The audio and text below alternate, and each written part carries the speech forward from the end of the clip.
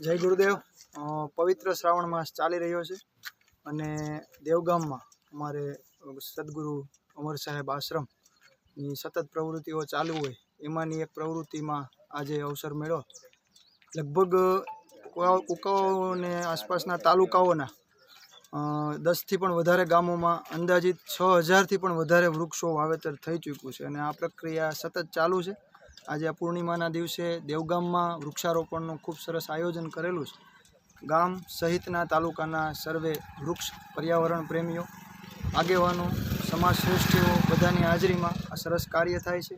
ખાલી વાવેતર કરીને નહીં, પણ આ વાવેતર કર્યા પછી 3-4 વર્ષ સુધી આ વૃક્ષોની જે માવજત થાય છે અને ભૂતકાળમાં જે વાવેલા વૃક્ષો અત્યારે જે ઘટાટોપ ઊભા છે, આ કાર્ય જોઈ અને ખૂબ આનંદિત થવાય। અને મને વિશેષ હરખ એ છે કે આ જ પરિવારમાં અમારા સભ્ય તરીકે હું જ્યારે હોઉં ત્યારે ગર્વ લેવા જેવી બાબત કહેવાય કે કુટુંબમાં એક સારું કાર્ય થાય છે અને એની સુવાસ સમાજના દરેક ક્ષેત્રમાં પ્રસરી રહી છે અને હજુ પણ આ કાર્ય સતત ચાલુ છે। આસપાસમાંથી જે વૃક્ષ પ્રેમીઓ, પર્યાવરણ પ્રેમીઓ, સમાજ શ્રેષ્ઠીઓ જે જોડાય છે એમની સાથે સાથે આ કાર્ય થઈ રહ્યું છે।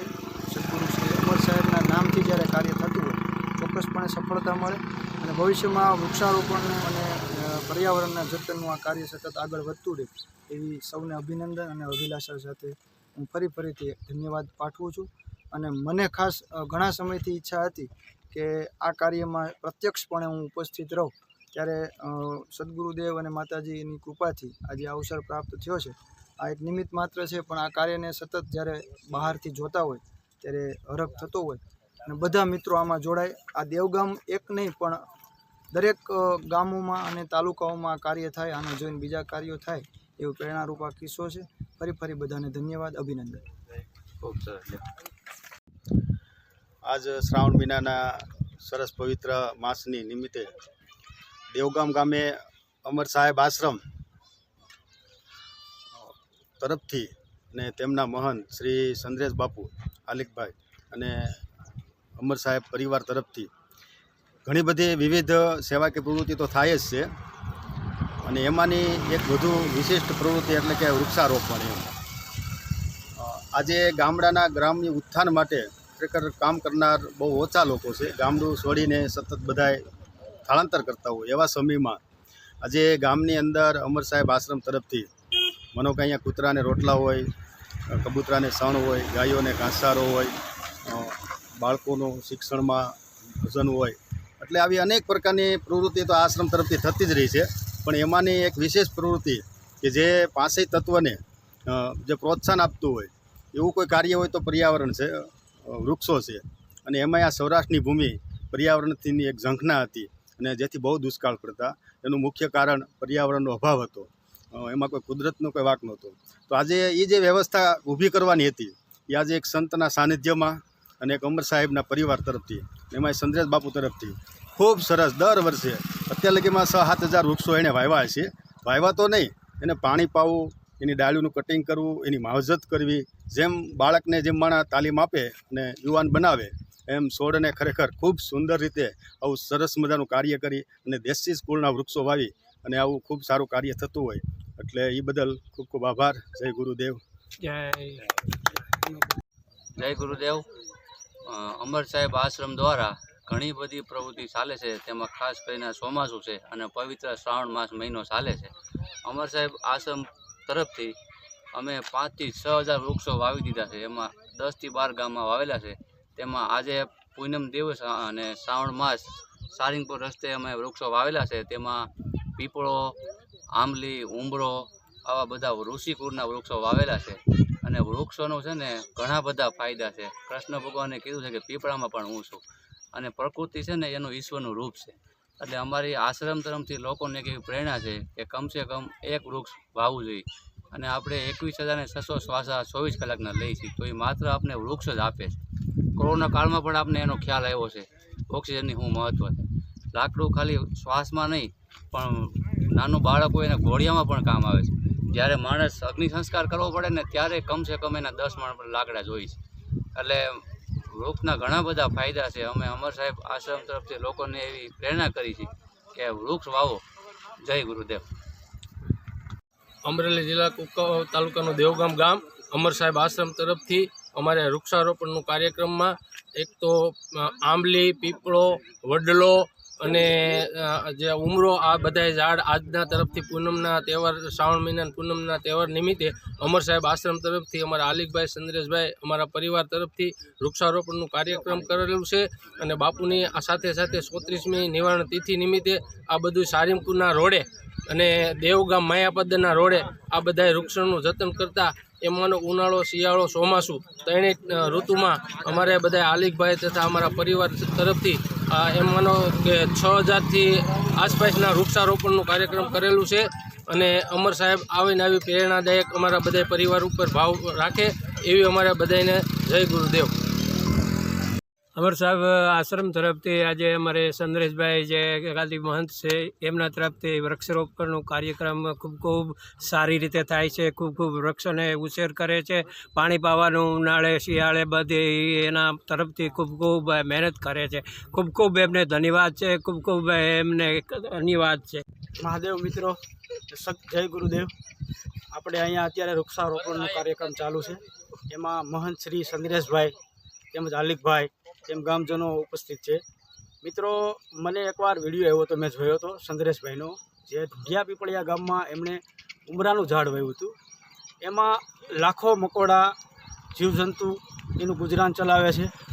મિત્રો, આ બહુ મહત્ત્વની વાત એ છે કે ખાલી વૃક્ષ વાવી અને આપણે વ્યૂ જવું એવું નથી. આ લોકો વૃક્ષને વાવી 2-3 વર્ષ સુધી એને જતન કરે છે. અને મિત્રો, આપણે અમર સાહેબના જે દેવગામની અંદર જેવા સંત થઈ ગયા, એ સંતોના કંઈક આશીર્વાદ હોય. સંતો આપણા ગામમાં એના આશીર્વાદથી આવું કાર્ય થાય છે. આ નિમિત્ત બનાવે છે. બાકી સંતોની ભૂમિ છે દેવગામ. અને બીજું એ કે એ અમર સાહેબના કૃપાથી આવા સત્કાર્ય થાય છે. અને બસ, જય ગુરુદેવ. મિત્રો, મહાદેવ. જય ગુરુદેવ. અમરેલી જિલ્લાના કુકાવાવ તાલુકાના દેવગામ મુકામે અમર સાહેબ આશ્રમ, જે સાહેબ પ્રણાલિકામાં કબીર ભાણ પરંપરામાં ઉગમ ફોજમાં અમર સાહેબ એક મહાન સંત થઈ ગયા. તેનો એક જ ઉદ્દેશ્ય હતો સેવા, સત્સંગને સમરણ, જ્ઞાન, ધ્યાનને આધીનતા. અમર સાહેબ આશ્રમ દેવગામ તરફથી છેલ્લા 10થી 12 વર્ષથી વૃક્ષારોપણનો કાર્યક્રમ ચાલે છે. ઘણી સેવા ચાલે છે, પણ એમાં એક આ વૃક્ષારોપણની સેવા ચાલુ છે. તેમાં શ્રાવણ મહિનાના પવિત્ર પૂનમના દિવસે વૃક્ષારોપણનો કાર્યક્રમ કરેલો. અને આ 10થી 12 ગામોમાં અમે 5થી 6000 વૃક્ષો વાવી અને મોટા કરી દીધેલા.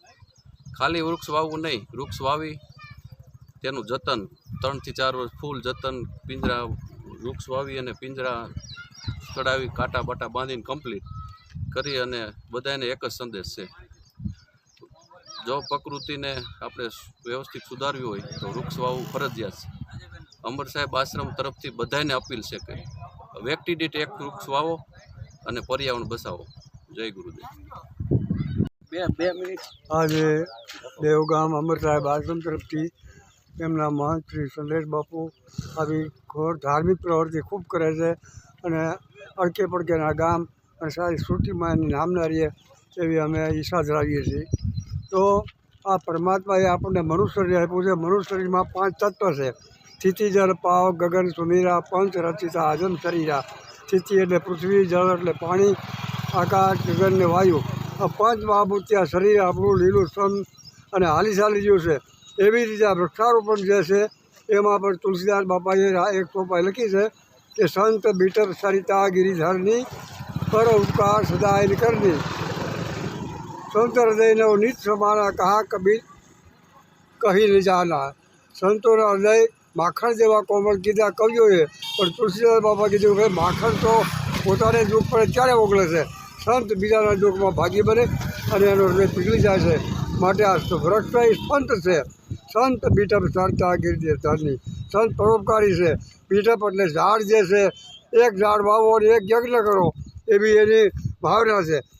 તો આમાં કહું જાજુ બોલવા નથી, પણ આવા સંતોના હિસાબે એના સાનિધ્યમાં અમર સાહેબ ગુરુના આશ્રમના તરફથી આ જે વૃક્ષારોપણ થાય છે, મહાન ધાર્મિક કાર્ય છે. બોલો સદગુરુ મહારાજ કી. અમર સાહેબની દયાથી ચંદ્રેશભાઈ અને આલેખભાઈ આવા ભગીરથ કાર્ય કરે છે.